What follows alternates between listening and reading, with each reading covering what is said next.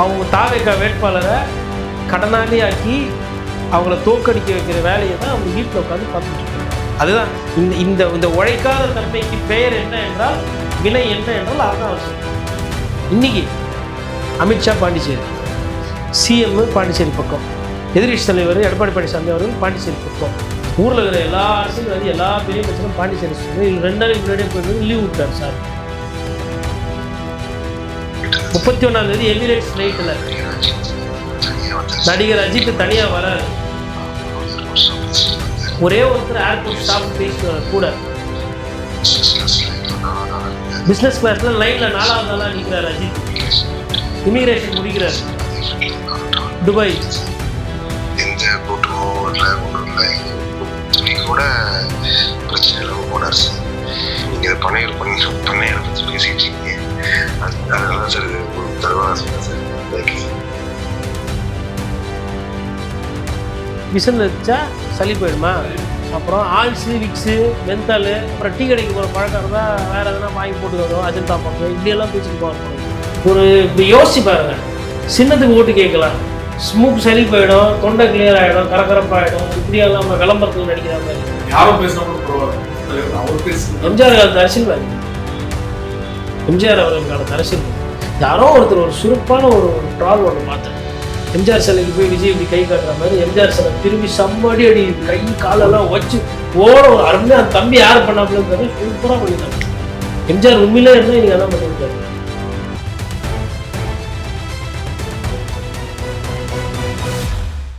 வேட்பாளர் பேரையும் மாற்றி சொன்னார். பாஜக வேட்பாளர் பேர் ஒரு வேட்பாளர் பேரை சொல்லும். ஏங்க அவங்க ஆசைப்படுறதே என்ன? 4 பேர் எதிரில் விஜயன்னா என் பேரை சொல்லி என் பேருக்கு விசில் சின்னத்தில் ஓட்டு போடுங்கன்னு ஒரு கோரிக்கை வைக்கணும். 1 வாட்டி 2 வாட்டி சொன்னார்னா சொன்னேன், 3 வாட்டி எப்பா என்ன என் பேரை சொல்லிட்டார், மக்கள்லாம் கைத்தட்டுறாங்க. ஒரு பாசிட்டிவாக அந்த தாவேக்கா வேட்பாளர் ஏஞ்சி நிற்பாரா? அவங்க தாவேக்கா வேட்பாளரை கடனாளி ஆக்கி அவங்கள தோற்கடிக்க வைக்கிற வேலையை தான் அவர் வீட்டில் உட்காந்து பார்த்துக்கிட்டு இருக்காரு. அதுதான் இந்த இந்த உழைக்காத தன்மைக்கு பெயர் என்ன என்றால், வினை என்ன என்றால் அதுதான் அவர் செய்கிறார். இன்றைக்கி அமித்ஷா பாண்டிச்சேரி, சிஎம் பாண்டிச்சேரி பக்கம், எதிர்கட்சி தலைவர் எடப்பாடி பழனிசாமி அவர்கள் பாண்டிச்சேரி பக்கம், ஊரில் இருக்கிற எல்லா அரசியல்வாதி எல்லா பெரிய மனுஷனும் பாண்டிச்சேரி சொல்லுங்கள். இது 2 நாளைக்கு முன்னாடியே போயிட்டு லீவ் விட்டார் சார். சார் அது ஒரு ஸ்டேட்டு சார். பாண்டிச்சேரினாவே நமக்கு ஞாபகம் வர்றது மணக்குள விநாயகர். அது அங்கே இருக்கிறவங்களுக்கு தெரியும். லாஸ்பேட் எங்கே இருக்குது, இந்த சைடு போனால் செத்தித்தோப்பு எங்கே இருக்குது, அதுக்கப்புறம் அங்கே இருக்கக்கூடிய அந்த முக்கியமான தொகுதி நெல்லித்தோப்புக்கும் பாண்டிச்சேரிக்கும் எவ்வளோ வித்தியாசம் எல்லாம் அங்கே இருக்கிறவங்களுக்கு தெரியும். உங்களுக்கு தெரியுமா? நீங்கள் போய் பேசுனீங்களா? அப்போ அது ஒரு மாநிலமாக கூட நீங்கள் ஃபஸ்ட்டு அங்கீகரிச்சிங்களா? பாண்டிச்சேரிக்கு ஸ்டேட்ஹுட் வேணும், பாண்டிச்சேரிக்கு முக்கியத்துவம் வேணும்னு பேசுனீங்களே. நீங்கள் பாண்டிச்சேரியை ஒரு மாநிலமாக மதித்து ஒரு புது கட்சியினுடைய தலைவராக அங்கே நீங்கள் கால் ஊன்றதுக்கு நீங்கள் அந்த மக்களை வச்சு பிரச்சாரம் பண்ணிங்களா? இந்த முடிய போகுது. இப்போ நீங்கள் காணொலி போட்டு முடிக்கிறதுக்குள்ளே அங்கே அந்த எலெக்ஷன் டைமிங் எல்லாம் முடிஞ்சுட்டு அவங்க போலிங்க்கு போகிறாங்க. அந்த டைமிங்லாம் வந்துடும். நேரமே இல்லை சார். இவரே போகிறது கிடையாது, இவரே பண்ணுறது கிடையாது. இப்படியே டபாச்சு பாண்டிச்சேரிக்கு பெப்பை, அடுத்து தமிழ்நாட்டில் இருக்கவங்களுக்கும் பெப்பை. ஆனால் பார்க்கும்போது நானா அது ஃபீல்னா அது இவங்களாம் புரியாதுண்ணா அப்படின்னா என்னப்பா ஃபீலு புரியாது, அது வேறு ஃபீலுப்பா, அது வயசில் வர்றது, அது அரசியல் ஆகாதுன்னா புரியுறதில்ல. சமீபத்தில் ஒருத்தர் நாகப்பட்டினத்தில் இருக்கிறார், ஒரு நல்ல மனிதர், அவர் ரொம்ப எளிமையாக இருப்பார். அவர் எனக்கு ஒரு வீடியோ அனுப்புகிறார். என்ன சொல்லி அனுப்புகிறாருன்னா, அவர் ரஃபீக்குன்னு சொல்லிட்டு அவர் பேர். அவர் சொல்கிறாரு, இது பாருங்க, நம்ம ஒரு பேட்டியை பார்த்துட்டு அவர் அனுப்புகிறாரு. அதில் வெளில வந்தேன் சார், ஒரு தகவல் 31ஆம் தேதி காலைல 7 மணி ஃப்ளைட்டு எமிரேட்ஸ் ஃப்ளைட் போகிறதுக்காக வெயிட் பண்ணிட்டு இருந்தேன். 31ஆம் தேதி எமிரேட்ஸ் ஃப்ளைட்டில் நடிகர் அஜித் தனியாக வராரு. ஏர்போர்ட் ஸ்டாஃப் பேசிட்டே வந்தார். ஒரே ஒருத்தர் ஏர்போர்ட் ஸ்டாஃப் பேசிட்டு வர கூட. பிஸ்னஸ் கிளாஸ்ல 4வது ஆளாக நின்னார். பிஸ்னஸ் கிளாஸில் லைனில் 4வது ஆளாக நிற்கிறார் அஜித். இமிகிரேஷன் முடிக்கிறாரு அதே ஃப்ளைட்டில் நானும் ட்ராவல் துபாய். எந்த கூட்டமும் இல்லை, ஒன்றும் இல்லை, துணி கூட பிரச்சனை இல்லாமல் போனார் சார். நீங்கள் இதை பண்ணையாரை பற்றி பேசிகிட்டு இருக்கீங்க. அதனால சார் இது ஒரு தகவலாக சொன்னேன் சார். Thank you sir. இப்போது ரஃபீக் சார் இதை பற்றி பதிவு பண்ண, இதை பற்றி பேசணும்னு இல்லை. ரஃபீக் சார் துபாய் போகிறாரு, இல்லை அங்கே அஜித் ஃப்ளைட்டில் போகிறாரு எனக்கு தெரியாது. நம்ம இவர் பனையூரில் பங்களாவில் பனையூர் பங்களா அரசியல்வாதியாக இருக்கார், பண்ணையாராக இருக்கிறார் இவர் நம்ம சொல்கிறோம், விமர்சனம் பண்ணுறோம். ரஃபீக் சார் பார்த்துட்டு எனக்கு வந்து இந்த ஒரு யாரோ ஒரு தோழர்கிட்ட என் நம்பர் கேட்டு வாங்கி போட்டு அனுப்புகிறார்.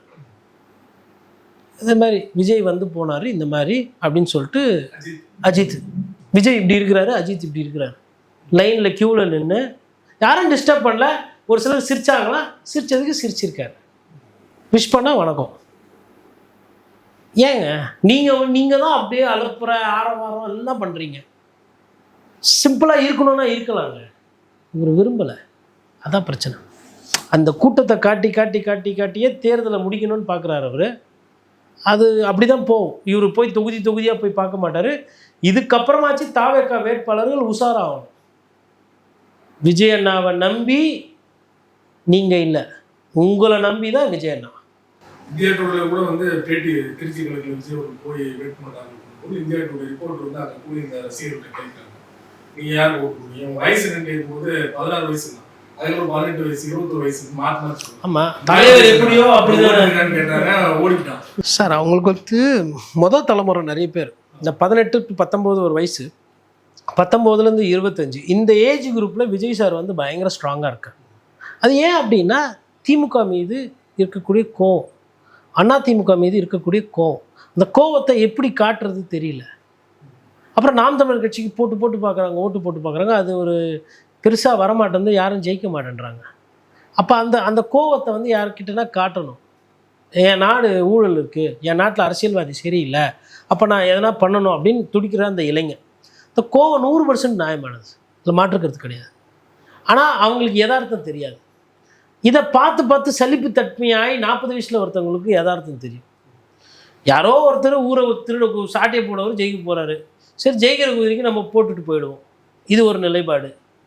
போன வாட்டி நீ திருடுன, நீ சுயட்டின, ஊழல் பண்ண, இந்த வாட்டி உனக்கு வாய்ப்பு இல்லை, 5 வருஷம் தான் லைசன்ஸு டு ரூலர்ஸ், இல்லை டெண்டர் எடுக்கிறது, இந்த வாட்டி மாற்றி கொடுங்க போ, உனக்கு கிடையாது. இது ஒரு பேட்டர்ன். இன்னொன்று வந்து நல்லதோ கெட்டதோ ஏன் ஊருக்கு இவர் தான் எம்எல்ஏ. அவர் வெளியில் ஊரில் தப்பாக பேசிட்டோம், ஊரில் நல்லா பேசிட்டோம், 4 பேர் 4 விதமாக பேசிட்டோம், இல்லை அவர் நல்ல மனுஷன். ஆனால் எங்கள் வீட்டு பிரச்சனைக்கு, எங்கள் சாதி சனத்துக்கு, எங்கள் மக்களுக்கு இவர் வருவார். எந்த கட்சியாக இருந்தாலும் தனிப்பட்ட லேபிள், அந்த லேபிளுக்கு பேர் தான் செந்தில் பாலாஜி, அந்த லேபிளுக்கு பேர் தான் ஐபி, அந்த லேபிளுக்கு பேர் தான் மா சுப்பிரமணியன், அந்த லேபிளுக்கு பேர் தான் எடப்பாடி பழனிசாமி, அந்த லேபிளுக்கு பேர் தான் எம்கே ஸ்டாலின். நான் இவங்களை தலைவராக சொல்லலை, விஜயபாஸ்கர் விராலிமலையில் நான் இவங்களை தலைவராக சொல்லலை. எம்எல்ஏன்னு வரும்போது எங்களுக்கு எம்எல்ஏ அவங்க தான்.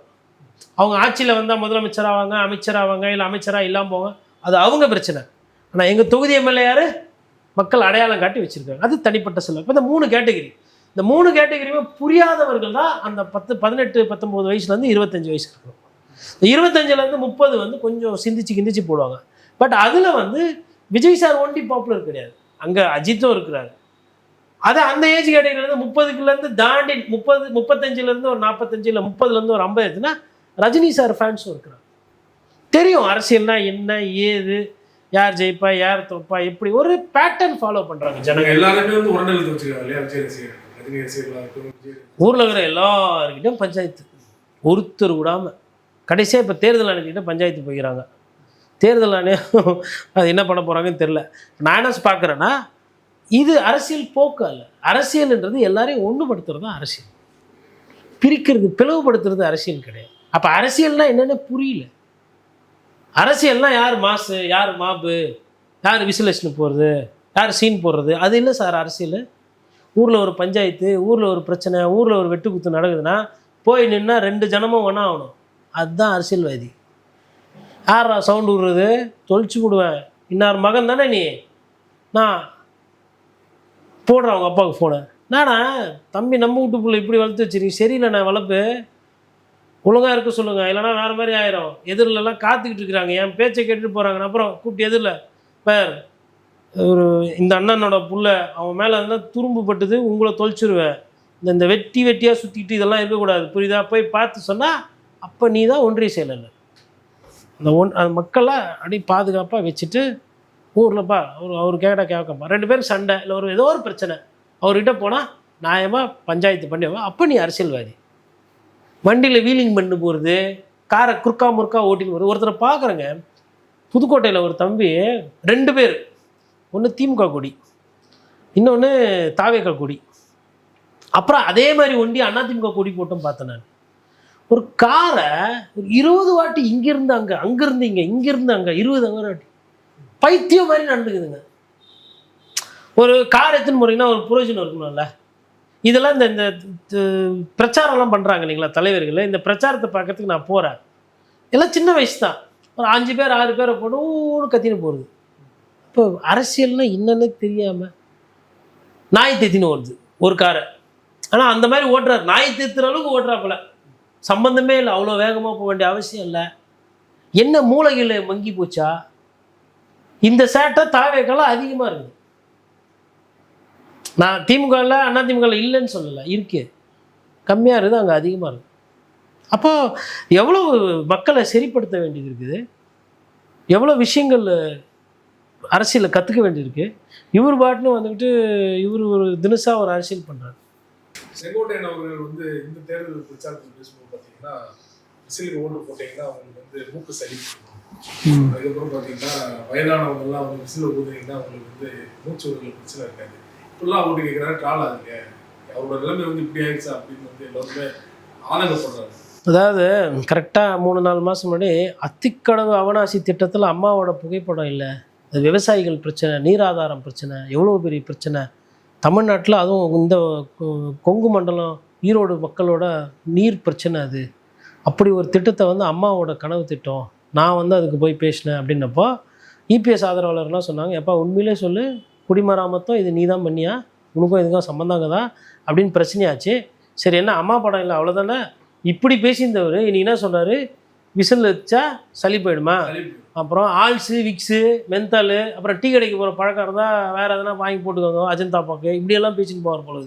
ஒரு இப்போ யோசிச்சு பாருங்க, சின்னத்துக்கு ஓட்டு கேட்கலாம், ஸ்மூக் சளி போயிடும், தொண்டை கிளியர் ஆகிடும், கரகரப்பாகிடும், இப்படியெல்லாம் விளம்பரத்தில் நடிக்கிற மாதிரி. யாரும் பேசினா கூட பரவாயில்ல, அவர் பேசுறது. எம்ஜிஆர் காலத்து அரசியல்வாதிங்க, எம்ஜிஆர் அவர்கள் காலத்து அரசியல்வாதி. யாரோ ஒருத்தர் ஒரு சுருப்பான ஒரு ட்ரால் ஒன்று பார்த்தேன், எம்ஜிஆர் சிலைக்கு போய் விஜய் இப்படி கை காட்டுற மாதிரி எம்ஜிஆர் சிலை திரும்பி செம்மடி அடி, கை காலெல்லாம் வச்சு ஓட ஒரு அருமையாக. அந்த தம்பி யார் பண்ணாப்புலன்னு தெரியல, சூப்பராக பண்ணியிருந்தாங்க. எம்ஜிஆர் உண்மையிலே இருந்தால் இன்றைக்கி அதான் பண்ணியிருப்பார். ஏன்னா இந்த பேர் திருடுறது, உழைப்பு திருடுறது எம்ஜிஆருக்கு பிடிக்காது. நிறைய பேரை வந்து அடிச்சிருவாங்க தொண்டர்கள். அதாவது அவர் வேலை பொய் சொல்கிறது, இந்த போட்டு கொடுக்குறதுல கூட விட்றாரு. இப்போ ஒருத்தர் செஞ்ச வேலையை இன்னொருத்தர் செஞ்ச மாதிரி சொன்னால் அவர் அதால் ஏற்றுக்கவே முடியாது எம்ஜிஆர் அவர். அது மாதிரி ஒரு தலைவர் இவர் வந்து அவர் தான் நான் அப்படின்னு தொண்டனோட வீட்டுக்கு எத்தனை தொண்டனை போய் பார்த்துருப்பாரு, எவ்வளோ காவா தண்ணியில் நடந்து போயிருப்பார், மழைக்கும் வெள்ளத்துக்கும், ரேஷன் கடையில் அரிசியை தூக்கி கொடுத்துருப்பாரு, நடிகர் ஆகிறதுக்கு முன்னாடியே அவ்வளோ செஞ்சுருக்காரு, செயின் மோதிரம் எவ்வளோ பேருக்கு போட்டிருப்பாரு. இவர் வந்துட்டு பேசுகிறாரு. அநேகமாக எனக்கு என்னன்னா, 1000 விளக்கில் வளர்மதி அவர்கள் பிரச்சாரம் பண்ணி போயிட்டு இருக்கும்போது தாவேக தலைவர் விஜய் எதிரில் கிராஸ் ஆகணும்.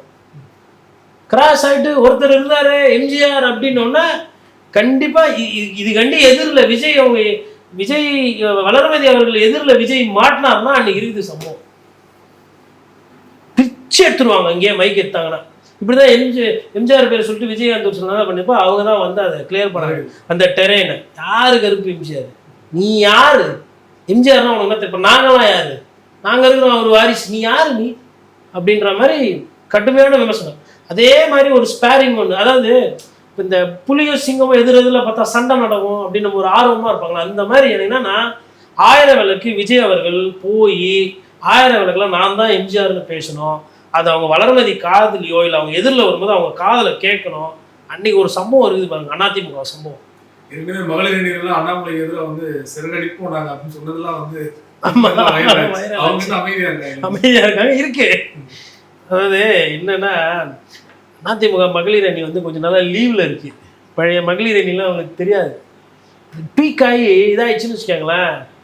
திமுகவில் கேட்டு பார்த்தீங்கன்னா தெரியும். சரி, ஒவ்வொரு அணியில் ஒவ்வொன்றும் சூப்பராக இருக்கும். திமுகவில் வந்து வழக்கறிஞர் பிரிவு வந்து அட்டகாசமாக இருக்கும். நான் 10 வழக்கறிஞர் சேர்ந்தா போலீஸ் வந்து என்ன பண்ணுறது இப்படி நெல்லிவாங்க. திமுகவில் ஒவ்வொரு இதில் ஏடிஎம்கேல பார்த்தீங்கன்னா ஒரு காலத்தில் ஐடிவிங்க அவங்க தான் ஃபஸ்ட்டு எடுத்துகிட்டு வந்தாங்க, அதில் அவங்க டாமினேட் பண்ணாங்க. இப்போது ஆக்சுவலாக ஏடிஎம்கே ஐடிவிங்க சக்திக்கு ஏதோ பண்ணுறாங்க. அதே மாதிரி வட்ட செயலாளர்லாம் பார்த்தீங்கன்னா திமுகவில் கில்லி மாதிரி இருப்பாங்க. ஒன்றிய செயலாளர்லாம் பார்த்தீங்கன்னா அதிமுகவில் ஓரளவுக்கு ஊரில் அப்படி போகிறது வர்றது, ஒரு பொட்டு வச்சுக்கிறது, புல்லட்டில் போகிறது, கை அப்படி இப்படி வரப்போ போகிறது, இதெல்லாம். நகர செயலாளர் பார்த்தீங்கன்னா திமுகவில் ஷார்ப்பாக இருப்பாங்க. ஆனால் நகர சிட்டியில் வந்து திமுக நகர செயலாளர் ஒவ்வொரு கட்சிக்கு ஒரு அமைப்பு இருக்கு.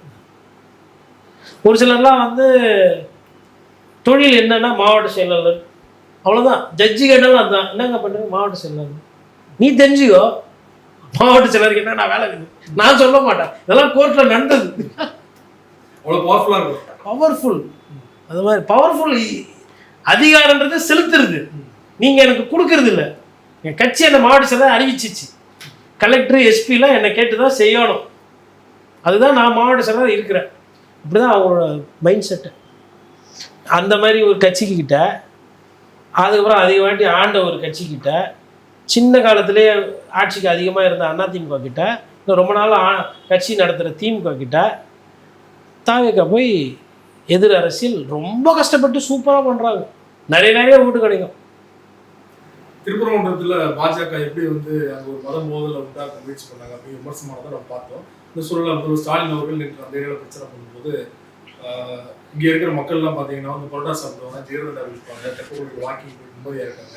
என்டிஏ உள்ள வந்து அவங்களோட டிஎன்ஏக்கு மாற்றிடுவாங்க. விமர்சனம் பண்ணது இதே வைரலாக இருக்குது. நீங்கள் பார்த்த நல்ல ஸ்பீச்சு. முதல்வர் வந்து அது நல்லா பேசினார். இதுதான் என்டிஏ, ஜிகிர்தண்டா அதெல்லாம் சொல்லிட்டு மதுரைக்காரங்க எப்படி இருப்பாங்க, அமைதியாக இருக்கணும், அதெல்லாம் சொன்னார்.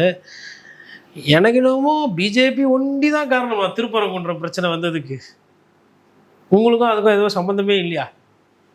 அவங்க ஏதோ ஒரு மூலையில் ஏதோ 4 பேர் விளக்கு ஏற்றி விட்டு ஏதோ போயிருந்தா கூட ஆயிருக்காது. பிஜேபி திருப்பரங்குன்ற சீட்டை கேட்குற அளவுக்கு அரசியல் ஜாஸ்தியாகுது. ஏன் அதெல்லாம் உஷாராக இபிஎஸ் வந்து prove that it is smart man. திருப்பரங்குன்ற சீட்டு எங்கள் சீட்டு, மாவட்ட செயலாளர் சீட்டு அதெல்லாம் கொடுக்க முடியாது, பிஜேபி கொடுக்கல. இப்போ பிஜேபியை வந்து வளர விடாத வேலையை வந்து அவரே பார்த்துக்கிறாரு. இப்போ கொடுத்துருக்கிற சீட்லாம் பிரமாதமான சீட்டு, பிஜேபிக்கு நல்ல வெற்றி வாய்ப்பு பிரமாதமாக இருக்கும். தாமரை தமிழ்நாட்டில் உடனே மலர்ந்துடும். டிஎம்கேல பிஜேபி ஒழிப்புன்னு சொல்லுவாங்க, செய்யலை. பிஜேபி திமுக ஊழல் கட்சி அதை ஒழிக்கிறேன்னு சொல்லுவாங்க, செய்யலை. நான் பேசுறது யதார்த்தம். சொல்லாமல் இல்லாமல் கூட்டணியிலே இருந்து பிஜேபி வச்சு செஞ்சது இந்த சீசனில் இபிஎஸ். நம்மளையா தம்பியோ முதலமைச்சர் வேட்பாளர் கூட வர்ச்சுவல் வாரியர்ஸோ பிரமாதம், ஐடி அருமை, ஓகே ஜி சொல்லிட்டாரா, ரைட் எம்எல்ஏவே நீங்களே நான் கேட்குறேன். விசிகா இப்போ பிரச்சனை, பொதுவாக பேசுவோம், யதார்த்தத்தை பேசுவோம். திமுக கூட்டணி அப்படி இருந்தது. நீங்கள் விசிகாவில் எத்தனை சீட்டு ஜெயிப்போன்னு தெரில. டிஎம்டிக்கே மொத்தமாக போயிடுமா இல்லை கொஞ்சமாக ஜெயிப்பாங்களான்னு தெரில. விஜயபிரபாகர் தவிர்த்து மற்ற யாருக்குமே மூஞ்சில் கருணையே இல்லை. அந்த நிலைமையில் இருந்த அந்த கூட்டணி. காங்கிரஸ் எத்தனை சீட்டுன்னு இப்போ இருக்கிற சட்டமன்ற உறுப்பினராக வருவாங்களான்னு தெரியல, அந்த அளவில் இருக்குது. இங்கே பிஜேபியை அழகாக பார்சல் பண்ணி குறுக்கி முச்சி விட்டு பிரதமரே ரோட் ஷோ பண்ண வரலங்க. ஆமாம், எதுங்க சார், நாங்கள் பார்த்துக்கிறோம் சார், நீங்கள் ரொம்ப நல்லது பண்ணிட்டீங்க. கேட்டது இடி, வந்தது மோடி. வேணாம், இடியோ வேணாம், மோடியோ வேணாம், உங்கள் ஃப்ரெண்டு யார் இருக்கிறாங்களோ அவங்க கூடவே சேர்ந்து நீங்கள் ஃப்ரெண்டாக இருந்துக்கோங்க சார். கார்பரேட் வேர்ல்டுக்கு எல்லா ஆட்சியாளர்களும் ஃப்ரெண்டாக இருக்காங்க. Let me be very frank and clear with that. இந்த கொள்கை கோட்பாடெல்லாம் மக்கள்கிட்ட சொல்லிட்டு டமாஸ் பண்ணி ஏமாத்துறது. ஒரு காலத்தில் கருப்பு பலூன் விடுறீங்க, இப்போ விடுமாட்டேன்றீங்க. பலூன் செலவு எவ்வளோ ஆகும்? 10,000 ரூபா. ஒரு 10 சின்ன பசங்க ஒரு 10,000 ரூபாய்க்கு பலூன், கருப்பு பலூன் வாங்கி பறக்க விடலாம்ல. முன்னாடி வந்த பொழுது விடவே இல்லை, ஆட்சிக்கு வந்ததுக்கு பிறகு. அப்போ அன்றைக்கும் அதே பிரதமர் மோடி தான், அன்றைக்கும் அவர் மோசமானவர் தான். மோடி எதிர்ப்புன்றது இந்த தேர்தலுக்கு irrelevant. மோடியை எந்த தேர்தலில் பிரதமரை எதிர்க்கணுமோ அந்த தேர்தலில் ஜனங்க எதிர்த்து தான் இருக்கிறாங்க. நீங்கள் சொல்லி தான் எதிர்க்கிறாங்கல்ல, அவங்களுக்கும் ஒரு புரிதல் இருக்குது. சிலிண்டர் விலையாக எவ்வளோ விற்கிது, சுங்க வரியாக எவ்வளோ கட்டணும், தனி மனித இன்கம் டேக்ஸ் எவ்வளோ, நாங்கள் மினிமம் டெபாசிட் பேங்க்கில் வைக்கலன்னா எங்கள் காசை யார் எடுக்கிறது, யார் இங்கே மதவாத அரசியல் பண்ணுறது, அமைதியாக இருக்கிற திருப்பரங்குன்றது நீங்கள் ஏன் கேஸ் போடுறீங்க, எல்லா மக்களுக்கும் தெரியும். நீங்கள் பூரா விஷயமும் அதாவது தமிழ்நாடு பஞ்சாயத்து நிறைய இருக்குது.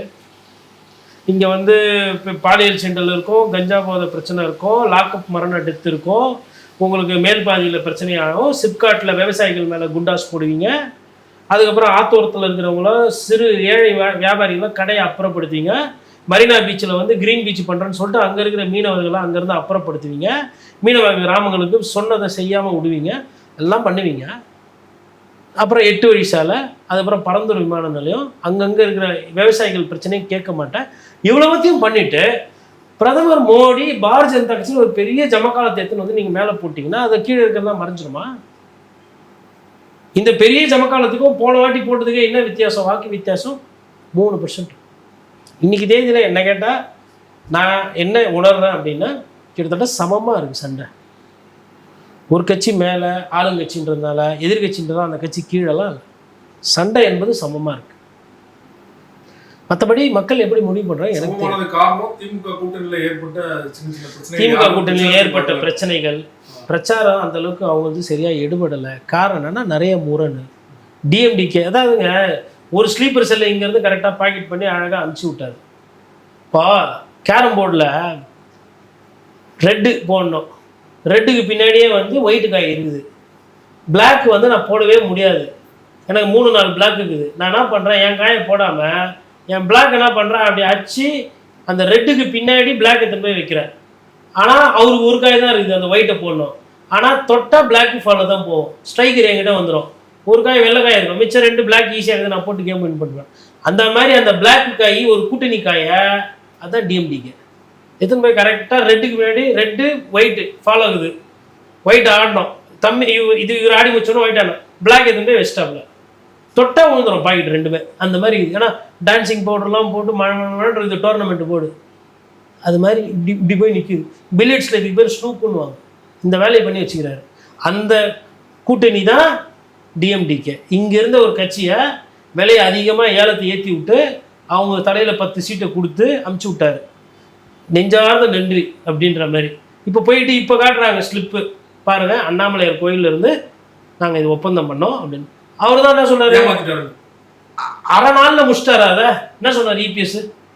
ஆமாம் சொன்னோம், 2007 தேர்தலில் எங்கள் கூட நின்றுட்டு தேர்தலில் போட்டி போட்டு முடித்த உடனே தரணும். 2024 சொன்னது 25 தான் கொடுக்கணுமா, 26 கொடுக்கக்கூடாதா? அவர் கேட்குறாரு ஒன்று. இன்னொன்று, சரி எப்போ பார்த்தாலும் அது என்ன ராஜ்யசபா சீட்டு கேட்குறது? ஏன் உங்கள் கட்சியை வளர்த்து 34 எம்எல்ஏ வாங்கி நீங்கள் ஆகிக்கிறது? வாசன் வராரு, ஐயா சிதம்பரம் அவங்க வீட்டில் அது கேட்குறாங்க ராஜ்யசபா சீட்டு, அன்புமணி கேட்குறாரு, பிரேமலதா கேட்குறாங்க. ஏன் போய் மக்களை சந்தித்து ஓட்டு வாங்கலாமே, ஏன் இப்படி பண்ணுறீங்க சார்? எனி பாலிட்டிஷியன்ஸ் என்னோட பாலிசி ஓவர் இட்ஸ், போய் பப்ளிக்கை பார்த்து ஓட்டு கேட்டு லோக்சபாவில் போகிறது தான் பெட்டர். இப்போ சச்சின் டெண்டுல்கருக்கும் உங்களுக்கு என்னங்க வித்தியாசம்? அவர் தான் கிரிக்கெட் விளையாட்டு ராஜ்யசபாவில் போனார், நீங்கள் என்ன சச்சின் டெண்டுல்கரா? அந்த மாதிரி எக்ஸ்பர்ட்ஸ் இருப்பாங்க. ஒரு டாக்டர் இருப்பார், ஒரு ரிசர்ச் ஸ்காலர் இருப்பார், ஒரு நேர்மையான ஒரு ஐஏஎஸ் ஆஃபீஸர் இருப்பார். அவங்களும் அந்த கோட்டா இருந்துன்னு போட்டோமே. பார்லிமெண்ட்டில் லெட் தெம் கோ டிஸ்கஸ், முக்கியமான விஷயங்கள் பேசிட்டோம், டிபேட் ஆகட்டும், பாலிசிஸ் டிபேட் ஆகட்டும். ராஜ்யசபா ஒரு காலத்தில் அப்படி தானே இருந்துச்சு. ஒரு மோஸ்ட் ஆஃப் தெம் பொலிட்டிஷியன்ஸ் இருப்பாங்க, ஒரு 20% 30% வந்து அந்த அந்த இதை ஏற்றிக்கிட்டு இருந்தாங்க ஒரு காலத்தில். இன்னைக்கு அதுக்கு ஸ்கோப்பே இல்லாமல் போச்சு. அப்போது இப்போ சசி தரூர் போன்ற ஆள் தான் ராஜ்யசபா கரெக்டான இடம். லோக்சபாவில் விட்டிங்கன்னா சொந்த கட்சிக்கே சூனியம் பண்ணி விட்டுருவார், ஏடா கூடமா எதனா பேசி. பட் ராஜ்யசபாவுக்கு கரெக்டான மெட்டீரியல். அப்போது உங்களுக்கு அந்த அந்த புரிதல் இருக்கு இல்லைங்களா? அப்போ ஏன் அது சமமாக ஆகுது அப்படின்னா கூட்டணியில் ஏற்பட்ட பிரச்சனை. ஒருத்தர் டார்ச் லைட் எடுத்துன்னு வந்தார், வச்சாரு, என்னென்னமோ பண்ணார் கட்சியில். எப்பா நீ கொடுக்குற 2 சீட்டுக்கு நான் எவ்வளோ கஷ்டப்படுவேன், வாங்க நீங்களே வச்சுக்கோங்க, எனக்கு கடமை இருக்கிறது, கண்ணியம் இருக்குது அப்படின்னு சொல்லிட்டு பேசிட்டு எதுக்கு பண்ணோம் சார்? அவங்க இடத்துலேருந்து பாருங்கள் சார், எதுக்கு சார் பண்ணோம்? கேப்டன் விஜயகாந்த் அவர்கள் இன்னைக்கு இல்லை, அமரர் ஆகிட்டார். அந்த கட்சியில் இருக்கிறவங்களுக்கு 10 சீட்டு. அவங்க சென்னை முழுக்க பிரச்சாரம் பண்ணிட்டு இருக்காங்க, கூட்டணி கட்சியில யாரும் பண்ணல. ஆமா, சீட்டு 10 சீட்டு வாங்குறீங்க, பிரச்சாரம் பண்ணுங்க. திமுக காரங்க கூட வந்து பாராட்டுறாங்க, பரவாயில்ல பிரேமலதா வந்து பிரச்சாரத்தில் பின்றாங்க அப்படின்னு. சார் இப்போ நீங்கள் படம் நடிக்க போறீங்க, உங்களுக்கு ஒரு ரோலு, உங்களுக்கு அதிகமாக காசு கொடுத்தா நல்லா நடிப்பீங்கல்ல, கம்மியாக காசு கொடுத்தா என்ன பண்ணீங்க? அந்த கால் சீட்டு நெக்ஸ்ட்டு பேக்கப் பண்ணின்னு வந்துடுவீங்க தானே எதார்த்தம். நீங்கள் நிறைய சீட்டு வாங்கினீங்க, கஷ்டப்படுங்க. திருமாவுக்கு எதிர்பார்த்த சீட்டே வரல, சிபிஎம் சிபிஐக்கு இருக்கிற எம்எல்ஏ குறைஞ்சி போச்சு, அவங்க சீட்டு கேட்டது. அவங்களாம் எப்படி அதே சந்தோஷத்தோடு வேலை பார்க்கணும்? 2 பேரும் பயனாளிகள், ஒன்று காங்கிரஸ் கட்சி, இன்னொன்று டிஎம்டிக்கு. நீங்கள் 2 பேரும் எக்ஸ்ட்ராவாக வேலை பாருங்கள். அந்த தொகுதியிலே டிஎம்கே காரங்களுக்கு வந்து எப்போ பார்த்தாலும் இதே மாறுது இல்லையா?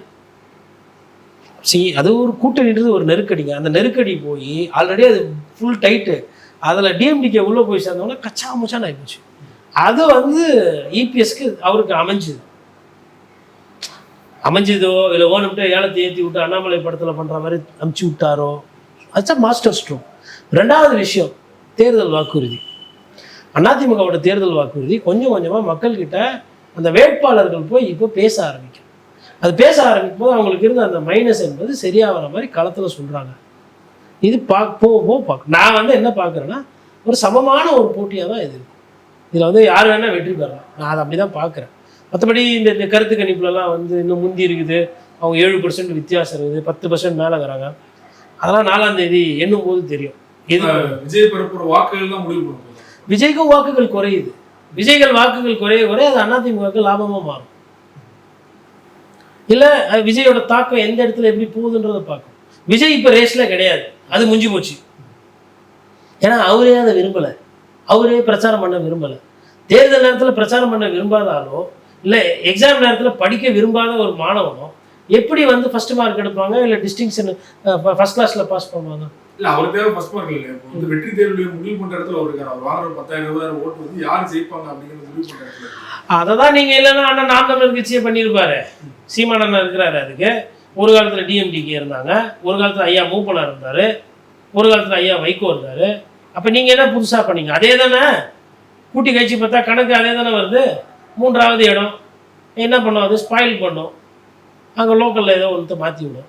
எப்படி மாற்றி விட்டாலும் ஒன்று திமுக இல்லை அதிமுக, அவ்வளோதானே. வேற நீங்கள் வந்து நிற்க போகிறீங்களாங்க? அவர் அந்த கட்டமைப்பு, அந்த பிரச்சாரம் வந்து திமுக தாவேக்கா திமுகன்னு ஒரு விஷயத்தை கட்டமைச்சு அதையே அப்படியே சொல்லி எடுத்துன்னு போகணும்னு முயற்சி பண்ணார். அதிமுக பொசிஷன் வந்தோன்னா அது போயிடுச்சு பொத்துன்னு.